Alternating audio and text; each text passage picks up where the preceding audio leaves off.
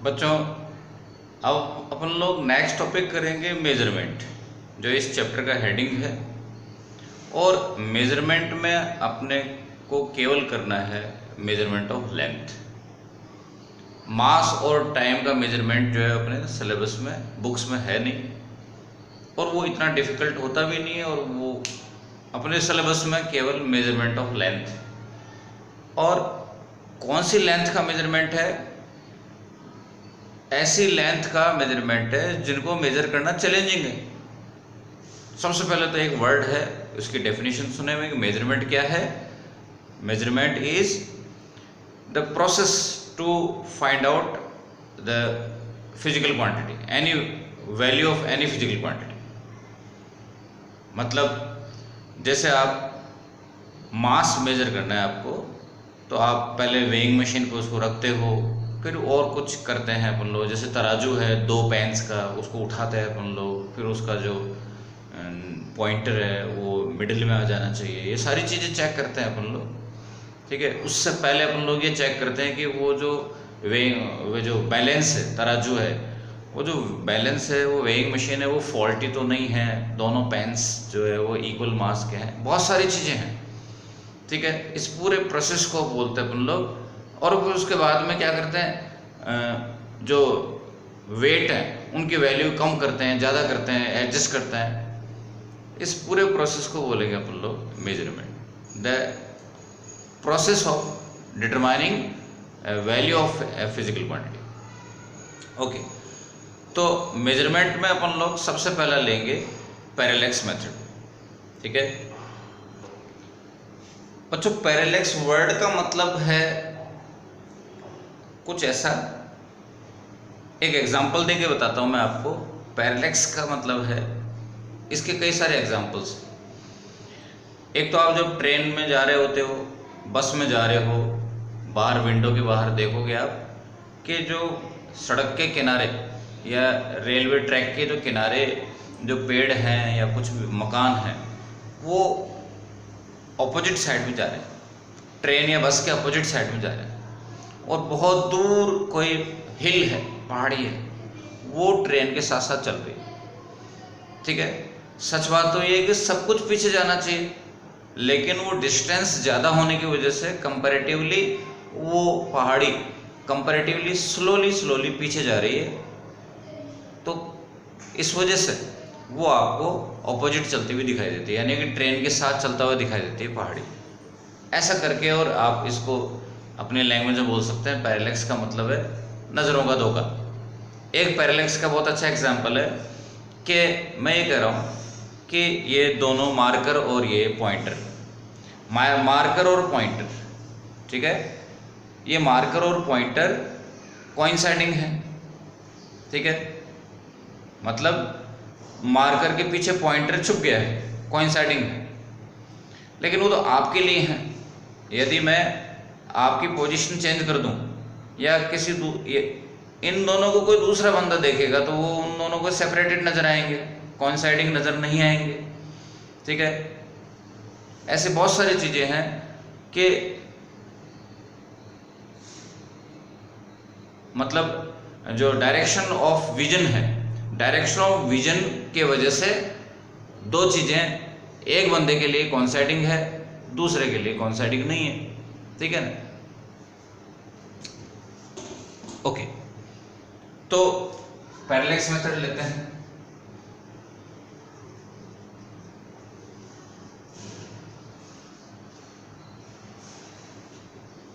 Suppose ये है earth surface, ये अर्थ सरफेस, ठीक है, और ये कोई प्लेनेट है। प्लैनेट और अर्थ के बीच का डिस्टेंस आपको मेजर करना है, ठीक है। प्लैनेट और अर्थ के बीच का डिस्टेंस, सपोज ये मून है, ठीक है। Let this is a moon. Earth से मून का डिस्टेंस आपको पता लगाना है, ठीक है। आपने क्या क्या किया, अर्थ के ऊपर 2 प्लेसेस हैं,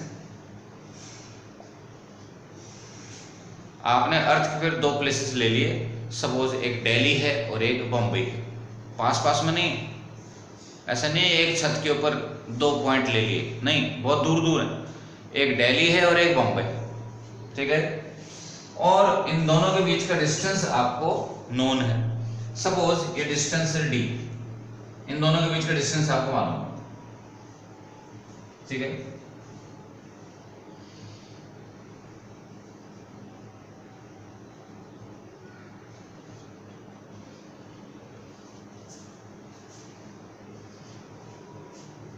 स्मॉल डी आपको सपोज मालूम है क्योंकि ये तो अर्थ पर है, पॉइंट ए एंड बी तो अर्थ पर है, दिल्ली और मुंबई।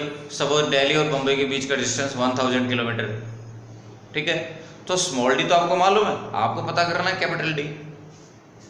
सोचो यदि आपको थीटा पता पड़ जाए किसी भी तरह से, तो बड़े आराम से स्मॉल डी, कैपिटल डी और थीटा में कोई रिलेशन होगा। अभी देखते हैं वो कहाँ से आएगा। तो थीटा पता पड़ जाए अब, तो आपको कैपिटल डी पता पड़ जाएगा। थीटा कैसे आएगा उसकी बात करते हैं। आपने अभी एक ऑब्जेक्ट और चूज किया है, एक ऑब्जेक्ट और चूज किया है, और वो कौन है? और वो है एक बहुत दूर कोई सन या कोई स्टार है, ठीक है, एक बहुत दूर कोई स्टार।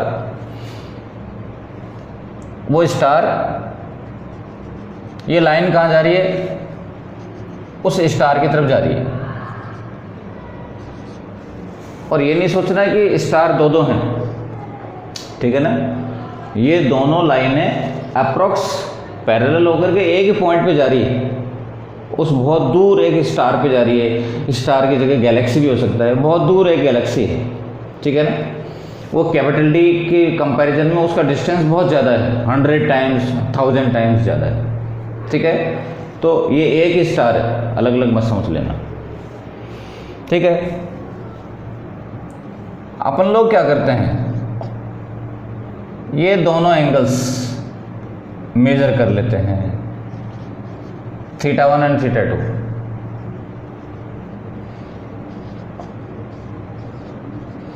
ये θ1 है तो ये भी θ1 होगा, ठीक है ना, ऑल्टरनेट एंगल। और θ2 तो ये भी θ2 होगा। इस तरह से आपको ये थीटा मेजर हो जाएगा। अब आप ये कहोगे θ1 एंड θ2 मेजर होते कैसे हैं? इतना डेप्थ में आपको नहीं जाना है। कोई पर्टिकुलर इंस्ट्रूमेंट होते हैं, टेलीस्कोप, उसके अंदर एक मेन पार्ट होता है, एक पर्टिकुलर इंस्ट्रूमेंट होता है, उसके अंदर प्रोटेक्टर भी लगा हुआ होता है, प्रोटेक्टर का अरेंजमेंट होता है, उसमें टेलीस्कोप लगा रहता है। और आप जो है उस पॉइंट, अर्थ पर कोई प्लेस है, उस पर बैठे हुए आप उसके तरफ पॉइंट करके देख रहे हो। एक बार आपने देखा तो प्लैनेट दिखाई दे रहा है टेलीस्कोप के थ्रू, एक बार आपने देखा तो आपको वो स्टार दिखाई दे रहा है टेलीस्कोप के थ्रू। तो उसी वो इंस्ट्रूमेंट कितना चल के गया इधर से उधर, उसका एंगल आपको पता लग जाएगा, ठीक है। एक टेलीस्कोप है, उसके थ्रू आपने पहले प्लैनेट को देखा और फिर उसको घुमाते घुमाते घुमाते घुमाते घुमाते लाए और किस पर पोजीशन किया, उस स्टार को देख रहे हो आप, ठीक है ना। यहाँ से अर्थ पर किसी जगह से आप देख रहे हो, एक बार प्लैनेट को देखा, एक बार स्टार को देखा। इन दोनों के बीच में जो एंगल है, तो ये जो इसका जो पाइप है टेलीस्कोप का, इसको आपको घुमाना पड़ रहा है, इसके साथ में प्रोटेक्टर लगा हुआ है, तो एंगल मेजर हो जाता है। इतना डेप्थ में नहीं जाते अपन लोग कि वो इंस्ट्रूमेंट कैसा होता है, उसमें क्या क्या अरेंजमेंट होते हैं, उसमें एंगल कैसे पता लगता है, उसको छोड़ो। अपन तो ये कह रहे हैं कि θ1 θ2 पता लग गया किसी इंस्ट्रूमेंट से। तो अब इस डायग्राम की बात करते हैं। Diagram triangle ABP, triangle ABP, triangle ABP में क्या होता है बात करते हैं। जरा पहले ये बताओ कि क्या आपको ये बात पसंद है?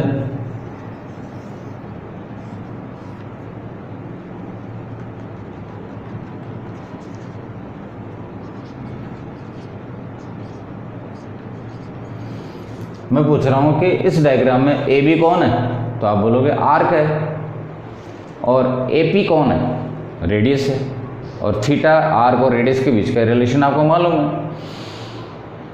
क्या ये दोनों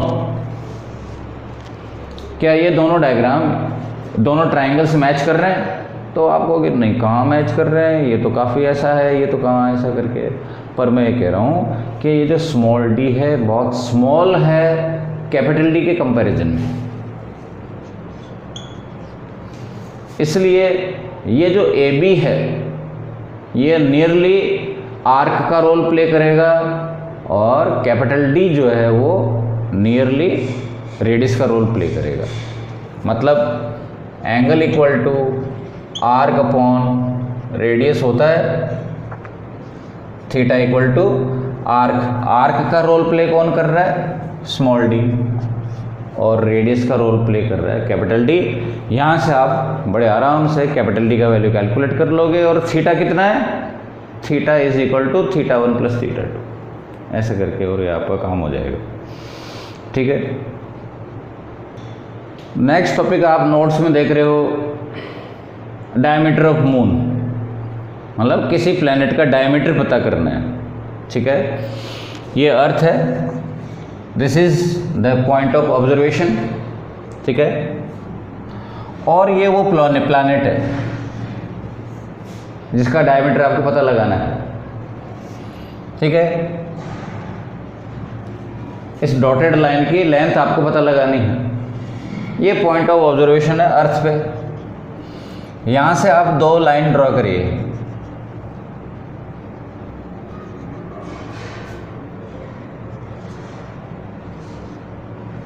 ठीक है, और सपोज ये तीन क्वांटिटीज हैं, अगेन इनका भी वही सेम रिलेशन है, एंगल, रेडियस, सॉरी आर्क।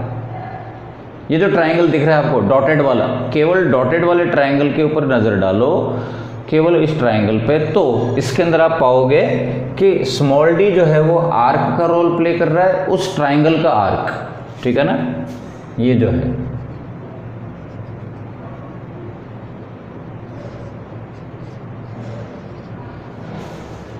इस डॉटेड ट्राइंगल को मैंने यहाँ बना लिया, तो स्मॉल डी आर्क का रोल प्ले कर रहा है और रेडियस जो है वो कैपिटल डी है। आपके पास अब इन तीनों में से कोई दो पता हो, बाकी पता पड़ जाए, तो थीटा अगेन जो है आपका टेलीस्कोप वाला जो इंस्ट्रूमेंट है जिसमें प्रोटेक्टर लगा हुआ है उसी से ही पता पड़ेगा। कैसे पता पड़ेगा, पूरा प्रोसीजर पर नहीं जाना है कि थीटा कैसे पता लगाएंगे, है ना, इसके पीछे नहीं पड़ना ज़्यादा।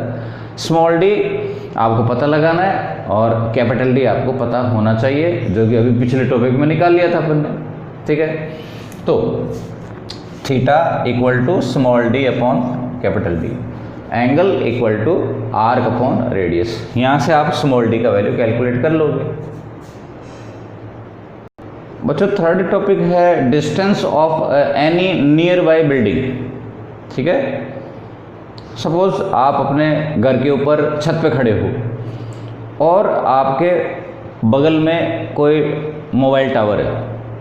ठीक है, आपकी कॉलोनी से बाहर थोड़ा सा दूर मोबाइल टावर है, तो आप से मोबाइल टावर के बीच में डिस्टेंस आपको पता लगानी है, या किसी आपके फ्रेंड का घर है जो आपको दिख रहा है उससे आपका डिस्टेंस पता लगाना है। ठीक है, तो डायग्राम बनाते हैं।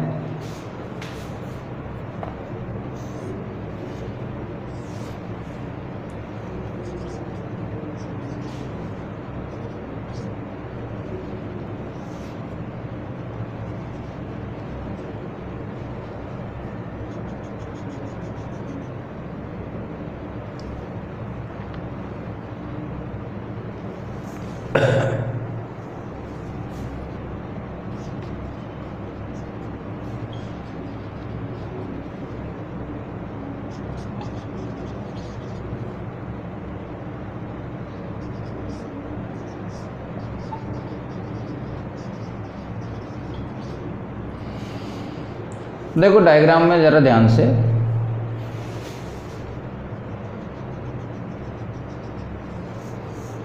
पॉइंट ए एंड बी ये आपके घर पे हैं, आपके घर की छत पर हैं, आपकी छत का दो किनारे हैं। ठीक है,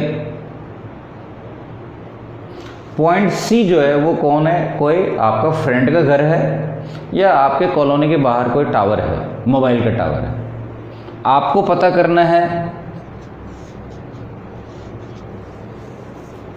एसी, ठीक है, आपको एसी पता करना है।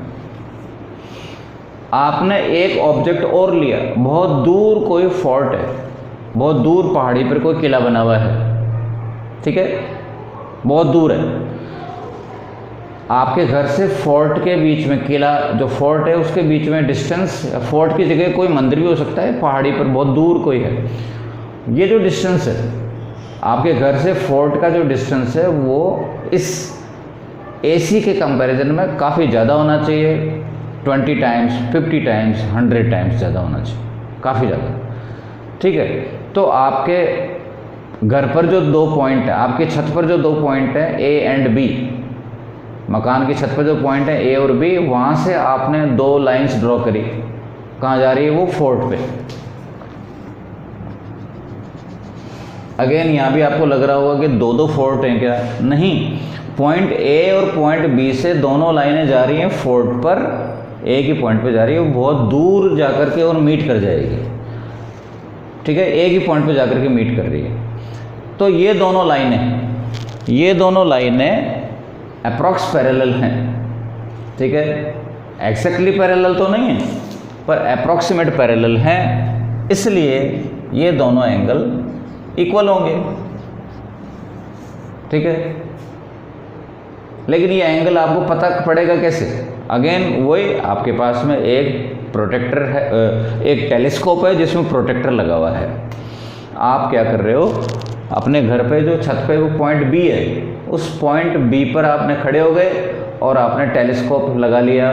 किसको देख रहे हो आप, पॉइंट बी पर खड़े होकर के टेलीस्कोप के थ्रू किसको देख रहे हो, अभी इस समय टावर को देख रहे हैं, ठीक है ना, इस समय टावर को देख रहा हूँ मैं, ये कौन है, टेलीस्कोप है, ऐसे देख रहे हैं इसके अंदर से, इसके थ्रू देख रहे हैं अपन लोग। तो अभी इस समय मैं जो है पॉइंट बी पर टेलीस्कोप को सेट किया है और मैं इस समय टावर को देख रहा हूँ, पॉइंट सी की तरफ देख रहा हूँ, और फिर मैंने इस टेलीस्कोप को रोटेट किया और इस समय मैं टेलीस्कोप के थ्रू फोर्ट को देख रहा हूँ। तो ये टेलीस्कोप का जो मूवमेंट हुआ वो प्रोटेक्टर के अंदर मेजर हो जाएगा, प्रोटेक्टर लगा हुआ है उस टेलीस्कोप के अंदर मेजर हो जाएगा, थीटा पता पड़ गया, ये थीटा इक्वल हैं। अब आप बड़े आराम से, और ये A B upon A C is equal to tan theta है। यहाँ से आप लोग ए बी तो आपको पता है, ए बी पता करना तो आपके कंट्रोल में, आपके बस में है, क्योंकि ये तो आप ही के घर के छत के ऊपर दोनों पॉइंट हैं, ये तो आप इंच टेप डाल करके वैसे कर लो। लेकिन ए सी आप इंच टेप से नहीं पता कर सकते, क्योंकि बीच में मकानों के ऊपर से उड़ के थोड़े जाओगे इंच टेप लगाते हुए, और वो भी बहुत दूर है, इतना लंबा इंच टेप कहाँ से लाओगे, ठीक है ना। तो इसके हेल्प से आप ए सी पता लगा लोगे। फोर्थ टॉपिक है, फोर्थ नंबर पर है इको मेथड, ठीक है। और इको का मतलब है आप कोई आवाज़ पैदा करते हो और बहुत दूर कोई दीवार है या काफ़ी दूर कोई पहाड़ी है या कोई क्लिफ है, उससे आपकी आवाज़ रिफ्लेक्ट होकर के जब वापस आपके कान में आती है तो आपको साउंड सुनाई दे रही है, उसको बोलते हैं इको, ठीक है। और सामने 3-4 पहाड़ियाँ हैं तो आपको 3-4 बार आवाज़ सुनाई देगी, ठीक है। आप कभी करके देखना, एक बहुत बड़ा मैदान है, उसके एंड में दूसरे किनारे पर एक काफ़ी ऊंची बिल्डिंग है, आप ज़ोर से चिल्लाओ हेलो, तो आपको 1 सेकंड या 2 सेकंड बाद में आपको दोबारा से आवाज़ आएगी। या कभी किसी हिल स्टेशन पे जाना हो तो पहाड़ी के सामने जा कर के चिल्लाओ, आपको इको सुनाई देगा, ठीक है ना। ओके, एक और वर्ड है इको के जैसा, और वो है कि आप अपने खाली मकान में, कभी अपन लोग दिवाली को साफ़ सफाई करते हैं तो सारा फर्नीचर निकाल देते हैं, काफ़ी बड़ा और ऊंचा कमरा है, उसके अंदर आप बोलते हो तो आपके आवाज़ में गूंज पैदा होती है, आप बोलते हो हेलो तो उधर से आवाज़ आती है हेलो, है कि नहीं। एक आवाज़ तो एक ही आएगी लेकिन आवाज़ आती है लंबी, आवाज़ आपकी स्ट्रेच हो जाती है, that particular phenomenon is called reverberation, that is different from the echo. ठीक है ना, मैनी टाइम्स इको है, खूब सारे इको हो जाते हैं, हजारों इको, उनको बोलते हैं रिवर्बरेशन। ठीक है, अपन बात इको की कर रहे हैं। ये दीवार है, this is the reflecting wall, यहां पर साउंड सोर्स है। ठीक है, यहां पे आपने साउंड सोर्स लगा रखा है, और ये एरो वाला क्या है, ये साउंड का पाथ है, ये साउंड का पाथ है। एस कौन है, साउंड का सोर्स है, और डी कौन है, उस साउंड का डिटेक्टर है। सपोज एस आपका माउथ है और डी आपके ईयर हैं। ठीक है ना, ये साउंड पैदा करने वाला और ये साउंड को सुनने वाला या डिटेक्ट करने वाला लिसनर है। सपोज यहाँ से लेके यहाँ तक का डिस्टेंस, ऑब्जर्वर से लेके और दीवार तक का डिस्टेंस स्मॉल डी है, तो मैं ये पूछ रहा हूँ कि how much is the distance travelled by the sound. It is D and D, जाते हुए डी, वापस आते हुए भी डी, 2D। एक फॉर्मूला आपने सुना है, speed equal to distance upon time. ठीक है, how much distance is travelled by the sound, 2D। ठीक है, इन दिस केस अब आपको टाइम पता लग जाए, स्पीड तो आपको पता होती ही है। ठीक है, और आपके नोट्स में स्पीड गिवन नहीं है तो आप लिख लेना, ध्यान दो इस पे, स्पीड ऑफ साउंड।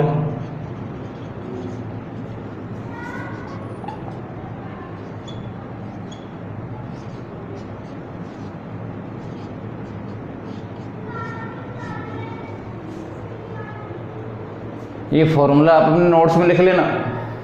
ठीक है, नोट्स है ना आपके पास, आप हमेशा हैबिट रखो। आप कोई भी लेक्चर सुनने के लिए बैठते हो, आप लोग वीडियो देखते हो, तो आपके हाथ में नोट्स होने चाहिए, आइदर सॉफ्ट कॉपी और हार्ड कॉपी। ठीक है, वरना आपको कुछ भी समझ में नहीं आएगा। क्या सुने आप, ये फॉर्मूला है आपको स्पीड ऑफ साउंड का, 332 which is speed of sound eight 0 degree centigrade and plus 0.6 multiplied by T. What is T? T is the temperature. यानी कि इनडायरेक्टली इस फॉर्मूले से आपको मैं ये बता रहा हूँ कि speed of sound depends on temperature. ठीक है, एक एग्जांपल लेते हैं। नॉर्मल टेम्परेचर, अभी टेम्परेचर कितना है आपके रूम में, सपोज 30 डिग्री सेंटीग्रेड।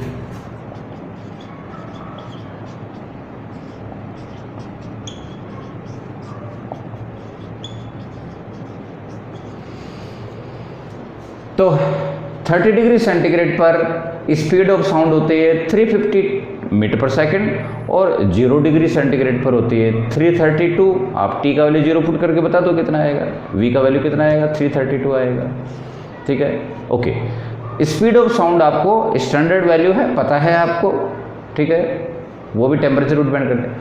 और टाइम कैसे पता पड़ेगा आपको, मतलब साउंड यहाँ से क्रिएट हुई और टकरा के वापस आकर के आपके कानों में वापस आई, डिटेक्टर को रिसीव हुई, तो साउंड क्रिएट होने और रिसीव होने के बीच में टाइम इंटरवल कितना है, वो आप स्टॉप वॉच से पता लगाओगे। ठीक है, स्टॉप वॉच, तो टाइम आपको पता लगाना पड़ेगा। टाइम का मेजरमेंट जो है इसके अंदर चैलेंजिंग है, लेकिन स्पीड तो पहले से पता है अपने को, 350 मीटर पर सेकेंड। इससे आप स्मॉल डी पता लगा सकते हो, echo method. This is called echo method. बच्चों नोट्स में आप देखो, सीरियल नंबर 5 है हाइट ऑफ ए बिल्डिंग। एक बिल्डिंग की आपको हाइट पता लगानी है। सपोज वो बिल्डिंग है AB, उसकी हाइट है H, आपको H का वैल्यू पता लगाना है। तो आप ये नहीं कहना कि हम तो वैसे ही इंच टेप से मेजर कर लेंगे। आप समझते हो ना, कोई आप उस पर चढ़ थोड़ी जाओगे, स्पाइडरमैन थोड़ी हो आप लोग जो दीवारों पर चढ़ते हुए आप इंच टेप लगा करके।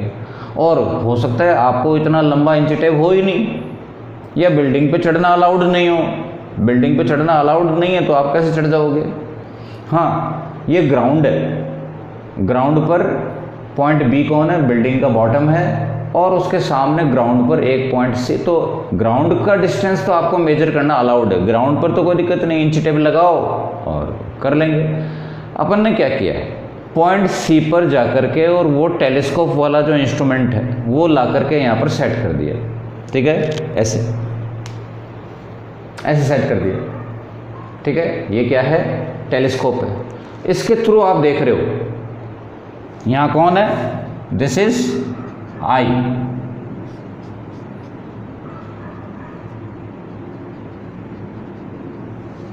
This is I of the observer, और ये कौन है?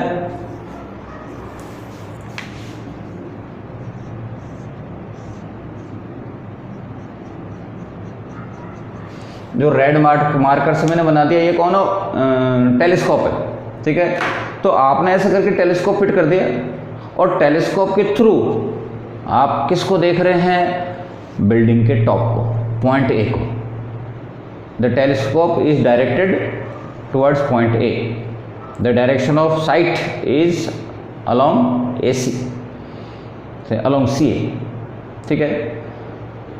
टेलीस्कोप के अंदर जो प्रोटेक्टर फिटेड है उससे आप थीटा मेजर कर लोगे, ठीक है। इस तरह का जो एक ऐसे इस तरह के कई सारे इंस्ट्रूमेंट होते हैं, उनमें से एक इंस्ट्रूमेंट है, उसका नाम है सेक्सटेंट, ठीक है। Sextant is a instrument in which telescope and protractor is fitted and all things are okay. तो आप h/d is equal to tan theta, ये मालूम है आपको, perpendicular upon base equal to tan theta. यहाँ से आप स्मॉल d मेजर कर सकते हो, थीटा आपका उस सेक्सटेंट नाम के एपरेटस से आ जाएगा, इंस्ट्रूमेंट से आ जाएगा, और फिर आपको h का वैल्यू पता पड़ जाएगा। बिल्डिंग पर बगैर चढ़े आप h का वैल्यू पता लगा लोगे। बच्चों नेक्स्ट है, उसमें भी सिमिलर टास्क है, एक बिल्डिंग की हाइट मेजर करनी है, ठीक है, लेकिन एक बात डिफरेंट है। ग्राउंड के ऊपर 2 पॉइंट सेट किए अपन ने, C एंड D, ठीक है। बिल्डिंग से कुछ दूर, बिल्डिंग कौन है? AB is the building. Building से कुछ दूर आपने पॉइंट C और D सेट करे, उन पर टेलीस्कोप लगा करके आप θ1 एंड θ2 एंगल मेजर कर पा रहे हो। C और D पॉइंट्स के बीच में डिस्टेंस है y आपको मेजर करना अलाउड है, x अवेलेबल आपके पास में नहीं है, ठीक है। इसके अंदर एक कंडीशन है कि x मेजर करना आपको अलाउड नहीं है। क्या कारण हो सकता है? होगा कोई कारण, सपोज आपको बिल्डिंग के करीब जाने का अलाउड नहीं है, सपोज कोई रिजर्व प्लेस है, ठीक है, वहाँ पर जाना अलाउड नहीं है आपको।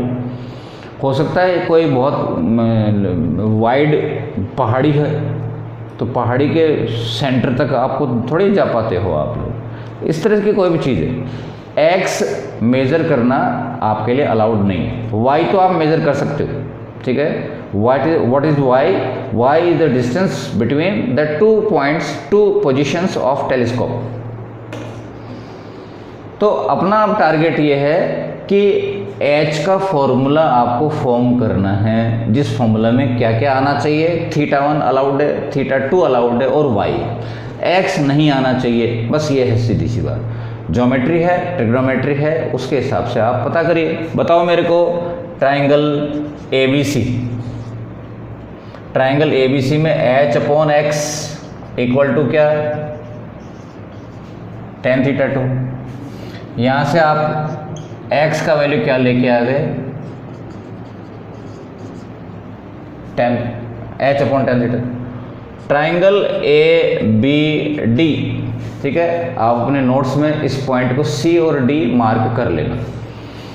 ट्राइंगल ABD में h/x + y is equal to tan θ1, ठीक है। और ये x का वैल्यू यहाँ ला करके आप पुट कर दो, क्योंकि अपने को x को एलिमिनेट करना है, x का मेजरमेंट अलाउड नहीं है, x इज नॉट अवेलेबल।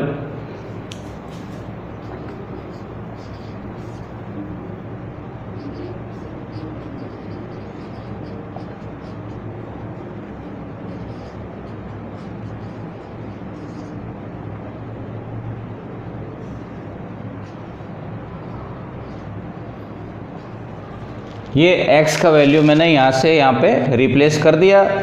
अब कुछ कुछ तुम्हारा भी धर्म बनता है, कुछ खुद सॉल्व करोगे। और ठीक है, ये पूरा ब्रैकेट ऊपर और tan थीटा नीचे, h अपॉन tan थीटा 1, ठीक है, tan थीटा 1 नीचे, और ये पूरा ब्रैकेट ऊपर cross multiplies h upon tan theta 2 plus y। इसको इधर ले लिया तो देखो ये माइनस और ये इक्वल हो गया, इनमें से h कॉमन आ गया, और जो कॉमन आया उसको आप एलसीएम लेकर के पहुंचा दो उस साइड में, और वो हो गया tan theta 1 tan theta 2 divided by tan theta 2 minus tan theta 1। ठीक है, तो ये जो मैं बता रहा हूँ ये कोई बड़ी बात नहीं है, लेकिन ये जो एक ट्रिक है कि आपको x को एलिमिनेट करना था, ये बड़ी बात है। ठीक है बच्चों, नेक्स्ट जो मेजरमेंट कर रहे हैं अपन लोग, वो भी एक चैलेंजिंग है तो वो डिस्टेंस थिकनेस है। किसका? एक लिक्विड की लेयर का थिकनेस है। ठीक है, ये चैलेंजिंग क्यों है? क्योंकि जिसको आप मेजर करने जा रहे हो उसको आप पकड़ नहीं सकते ऑब्जेक्ट को, लिक्विड को होल्ड कैसे करोगे? ये कोई पेपर का थिकनेस थोड़ी है।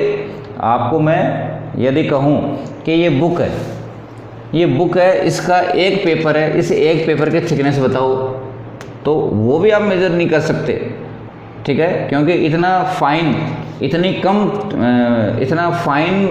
स्केल आपके पास है ही नहीं, तो आप क्या करोगे? पूरी बुक है, ठीक है, पूरी बुक की थिकनेस माप लो। ठीक है, ये तो उसमें तो आपको पॉसिबल है, वो तो आपका ऑर्डिनरी स्केल से मेजर हो जाएगा। और फिर आपने देखा नंबर ऑफ पेजेस कितने हैं, ये 400 पेजेस हैं।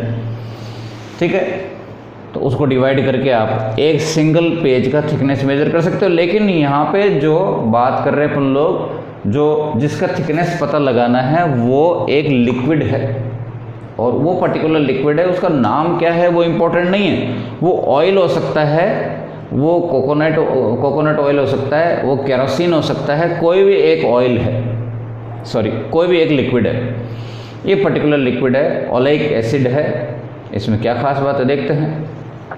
ओलेइक एसिड एक लिक्विड है, इसमें खास बात यह है कि इसकी जो लिक्विड, इसकी पानी पर जो लेयर बनती है बहुत ज़बरदस्त थिन होती है, इतनी कम होती है कि जस्ट 1 मॉलिक्यूल के थिकनेस के बराबर होती है। यानी आप इसकी थिकनेस पता लगा लो तो आपको मॉलिक्यूल का साइज़ पता लग सकता है। मॉलिक्यूल का साइज़, इतनी पतली इसकी जो फिल्म है, जो लेयर है, वो जनरेट होती है पानी के सरफेस पर। ठीक है ना, तो इस बात को समझें। तो एक पर्टिकुलर प्रोसीजर है, उससे पास होते हुए अपन लोग इस पूरे मेजरमेंट को करेंगे, और उस प्रोसीजर को पैराग्राफ की बजाय मैं यहाँ पे डायग्राम में शो करके दिखा रहा हूँ आपको। देखो,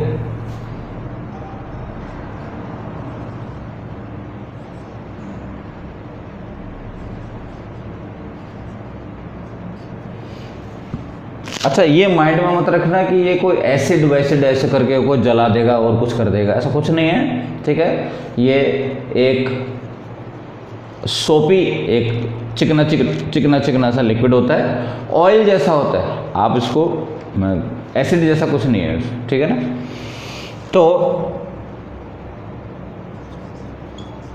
स्टेप 1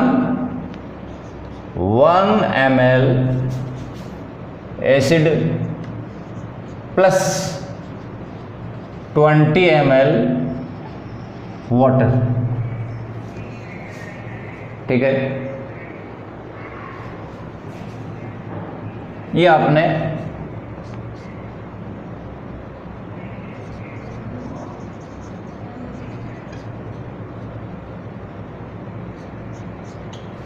जो भी तैयार किया वो सॉल्यूशन ए बोलेंगे उसको, ठीक है। सॉल्यूशन ए तैयार कर लिया आपने, उसमें सॉल्यूशन ए क्या है, 1 ml acid plus 20 ml water है। एक और चीज़, ये दोनों के दोनों, ये लिक्विड आपने क्यों चूज़ किया, क्योंकि ये बहुत ही थिन होता है, इसकी बहुत ही थिन लेयर पॉसिबल है, इसलिए आपने इसको चूज़ किया है। इतनी थिन होती है इसकी लेयर कि आपको 1 मॉलिक्यूल की थिकनेस के बराबर होता है। आपको इससे मॉलिक्यूल का साइज पता लग जाएगा। आपने ये मुझसे मिस्टेक हो गई बच्चों, वाटर नहीं है ये,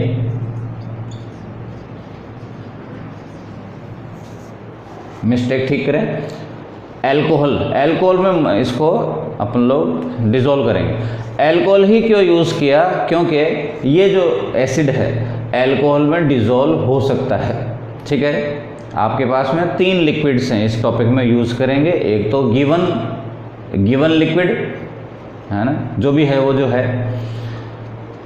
दूसरा आपने अल्कोहल यूज़ किया, क्यों, क्योंकि ये एसिड अल्कोहल में ये डिज़ोल्व हो जाता है, इसलिए जो तैयार हो गया उसको वो है solution A. Now step two क्या करेंगे, 1 ml of solution A, again 20 ml alcohol, यानी कि आप इसको स्टेप 2 को ये कह सकते हो कि आप इसको और ज़्यादा डाइल्यूट कर रहे हो।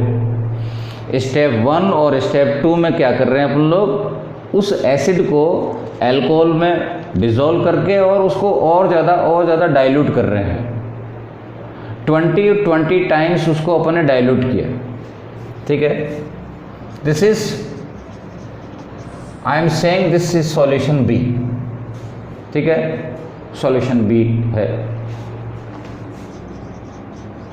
Now concentration of solution B, एक और चीज, concentration of solution A is 1/20, 1 ml acid divided by 20 ml alcohol, 1/20 इसका सॉल्यूशन ए का कॉन्सेंट्रेशन है। सॉल्यूशन बी का कॉन्सेंट्रेशन कितना है, 1/20 मल्टीप्लाई बाई 20। आपने स्टेप 1 और स्टेप 2 में 20 दो बार सॉल्यूशन को कॉन्सेंट्रेशन को डिक्रीज किया है, तो 20 दो बार आ गया, ठीक है। ये क्या है, concentration of 1 ml acid divided by 400 ml alcohol, इसका ये कॉन्सेंट्रेशन है। अब अपन लोग क्या कर रहे हैं, ये जो सॉल्यूशन बी है इसमें अपन ने एक ड्रॉपर डाल करके, और ड्रॉपर क्या होता है, किसी लिक्विड को ड्रॉप बाय ड्रॉप उसमें से स्पिल करते हैं अपन, ठीक है। तो एक ड्रॉपर में अपन ने कुछ लिक्विड बी को भर लिया और उसके एन ड्रॉप्स को काउंट करते हुए जाएंगे अपन लोग ड्रॉप्स को, उसके एन नंबर ऑफ ड्रॉप्स को आपने वाटर सरफेस के ऊपर स्पिल कर दिया, स्प्रे कर दिया, पोर कर दिया, ठीक है, डाल दिया आपने। और थोड़ा डायग्रामेटिक बता रहा हूँ मैं, डायग्रामेटिक, ये कोई कंटेनर है और ये वाटर सरफेस है, ठीक है। इस वाटर सरफेस के ऊपर पहले मैं एक पाउडर की लेयर डाल देता हूँ। वो पाउडर जो है, सपोज वो टैल्कम पाउडर है या एक काफ़ी पॉपुलर मटेरियल है पाउडर का, वो पाउडरी मटेरियल है वो लाइकोपोडियम। लाइकोपोडियम जो है ना वो कभी भी वेट नहीं होता। ये क्या चीज़ है? वाटर है। तो लाइकोपोडियम कभी गीला नहीं होता, ठीक है, इस तरह का मटेरियल होता है वो।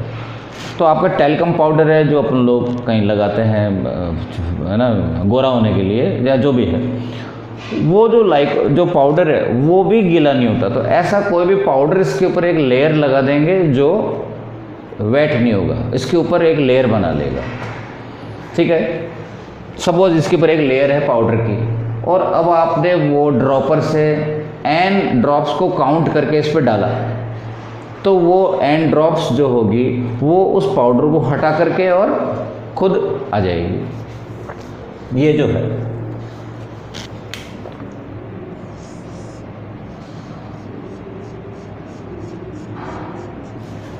ये सर्कुलर शेप का जो भी कुछ दिख रहा है आपको वो क्या है? सॉल्यूशन B है, ठीक है। ये आपने ड्रॉपर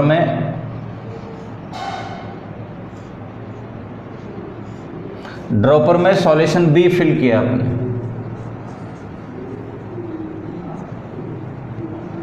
ठीक है। ये ड्रॉपर है, ड्रॉपर में आपने क्या फिल कर रखा है? सॉल्यूशन B, ठीक है, जिसका कॉन्सेंट्रेशन है 1/400। जैसे आपने सॉल्यूशन B को इस पे डाला वाटर की सरफेस पर, उसने पाउडर को हटा करके एक सर्कुलर शेप का अपना जगह बना ली, ठीक है। लेकिन याद रखो कि इस सॉल्यूशन B में कौन कौन है? 1 पार्ट तो है ओलेइक एसिड और 400 पार्ट अल्कोहल है, ठीक है। अल्कोहल की टेंडेंसी क्या है? एसिड और अल्कोहल तो डिज़ोल्व हो रहे हैं आपस में, लेकिन एसिड जो ओलेइक एसिड है वो वाटर में डिज़ोल्व नहीं होता, लेकिन अल्कोहल वाटर में डिज़ोल्व हो जाता है। बड़ी अजीब बात बन गई क्या? दोबारा ध्यान से सुन लो कि 3 चीज़ें हैं आपके पास।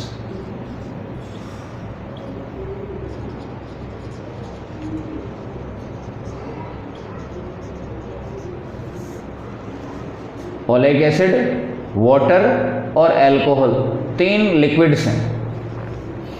ये दोनों डिज़ोल्व नहीं होते। वाटर और अल्कोहल डिज़ोल्व होते हैं। अल्कोहल में ओलेइक एसिड डिज़ोल्व होता है। तो स्टेप 1 और 2 में आपने इन दोनों को मिक्स किया था, ये राजी राजी मिक्स हो गया।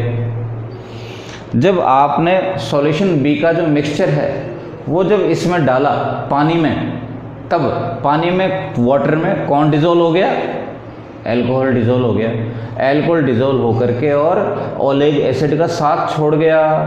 ओलेइक एसिड वाटर में डिज़ोल्व नहीं होता, और यहाँ पर अब जो दिख रहा है आपको वो प्योर ओलेइक एसिड बच गया। अल्कोहल उसका साथ छोड़ के और पानी के अंदर मिक्स हो गया। तो आपने 3 लिक्विड्स का ऐसा इंटेलिजेंस से चूज़ किया। एक लिक्विड है ओलेइक एसिड, वो तो जो है वो तो आपका टारगेट है कि आपने एक थिन लिक्विड चूज़ करना ही करना था, और 2 और लिक्विड चूज़ किए। एक में ओलेइक एसिड मिसिबल है और एक में इमिसिबल है, ठीक है ना। तो ऐसा करके और ये इनमें आपस में रिश्ता होना चाहिए। फाइनली अभी बात करें, मैं ये सब एरो वगैरह हटा रहा हूँ। फाइनली बताएं कि ये जो रेड स्पॉट है ये किसका है? फाइनली जब अल्कोहल वाटर में डिज़ोल्व हो गया, फाइनली ये क्या है? ये ओलेइक एसिड है प्योर, ठीक है ना। इसका अल्कोहल है वो तो वाटर में डिज़ोल्व हो गया, ये प्योर ओलेइक एसिड है। अब ये इसका शेप कैसा है? तो आप कहोगे सिलिंड्रिकल है, मैं कहूँ मेरे को दिख रहा है सर्कुलर है। तो ऐसा है भाई, जो कॉइन होता है, जो पापड़ है या रोटी है, उनका शेप कैसा होता है? सिलिंड्रिकल होता है।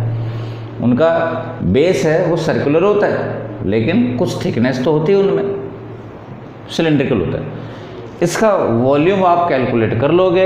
इसका वॉल्यूम कितना है, एरिया इंटू थिकनेस, ठीक है ना। वैसे सिलेंडर का फॉर्मूला आपको वॉल्यूम का मालूम है, पाई आर स्क्वायर एच।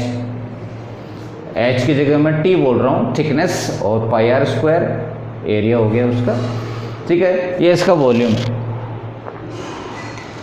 अभी आपने क्या किया था, यहाँ पे एन ड्रॉप्स को काउंट करके इस पर पोर किया था, स्पिल किया था।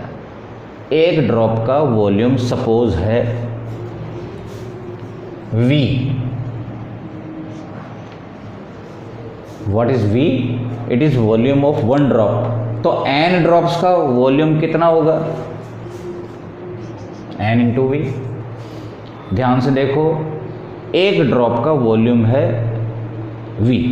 कौन सा है, कौन सा वो कौन से ड्रॉप का? ये जो सॉल्यूशन B है इसकी बात चल रही है अपन, जो आपने इस ड्रॉपर के अंदर भर लिया है सॉल्यूशन, वो कौन है, सॉल्यूशन B है।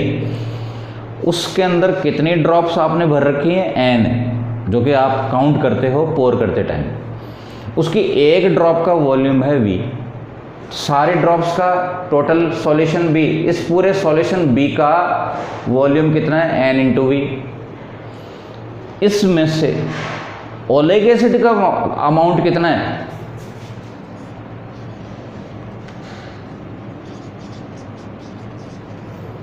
तो इस बात को समझो कि आप कॉन्सेंट्रेशन कैलकुलेट करने के लिए आपने क्या किया, उस कॉन्सेंट्रेशन को मल्टीप्लाई कर दिया, ठीक है। ये किसका अमाउंट है, ये ओलेक एसिड का, यानी कि आपने ड्रॉपर से जो डाला लिक्विड इसके अंदर, उसका वॉल्यूम तो था NV, उसमें ओलेक एसिड का अमाउंट था NV multiplied by the concentration, ठीक है। What is this? This is volume of oleic acid. लेकिन ओलेक एसिड का वॉल्यूम आप ऐसे भी कैलकुलेट कर रहे हो, डायरेक्ट एरिया और थिकनेस के टर्म्स में, ये दोनों इक्वल हैं। और यहाँ से आप थिकनेस यानी कि स्मॉल t का वैल्यू कैलकुलेट कर सकते हो, ठीक है। ये बात बच्चों, नेक्स्ट एक टॉपिक है जिसमें आप एटम की रेडियस पता लगा रहे हो। कितने अजीब बात, ठीक है। And that particular procedure is called Avogadro method, ठीक है।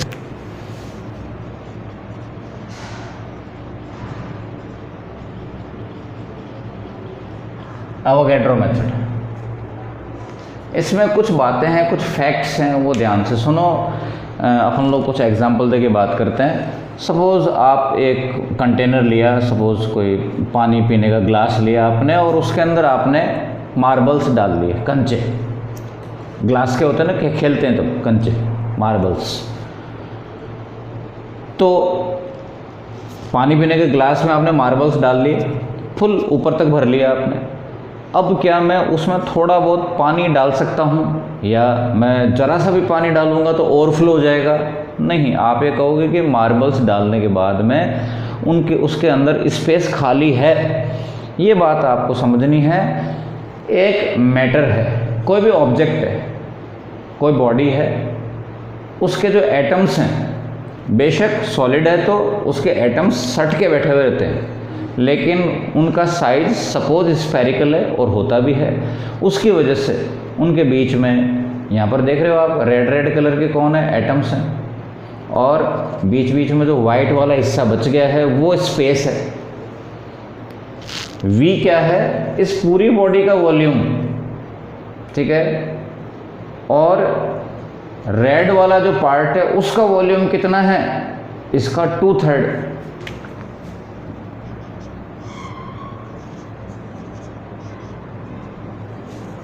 What is this?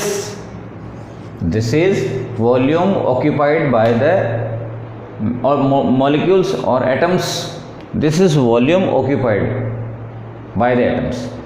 बाकी 1/3 कहाँ पर है, ब्लैंक स्पेस है, इंटरस्टिशियल स्पेस बोलते हैं जिसको, एटम्स के बीच बीच का डिस्टेंस के बीच का जो स्पेस है जो खाली पड़ा रहता है, ठीक है। ओके, ये वाला जो वॉल्यूम है इसका कैलकुलेशन मैं एक और तरीके से कर रहा हूँ। कैसे? एक एटम का वॉल्यूम, स्फीयर का वॉल्यूम का फॉर्मूला, ये क्या है, volume of a single atom, and this is the number of atoms in this body. इस बॉडी में n एटम्स हैं, तो ऐसा करके और ये आ गया।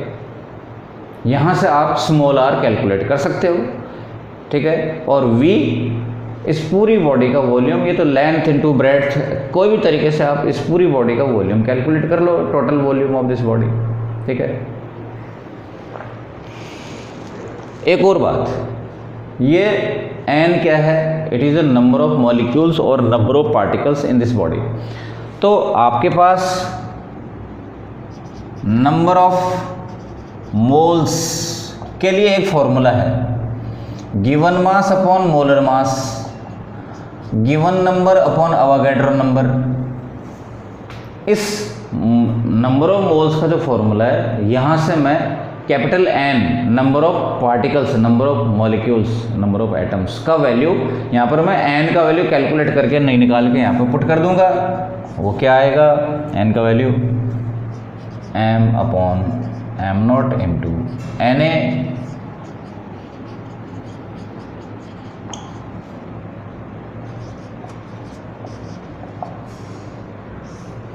ठीक है।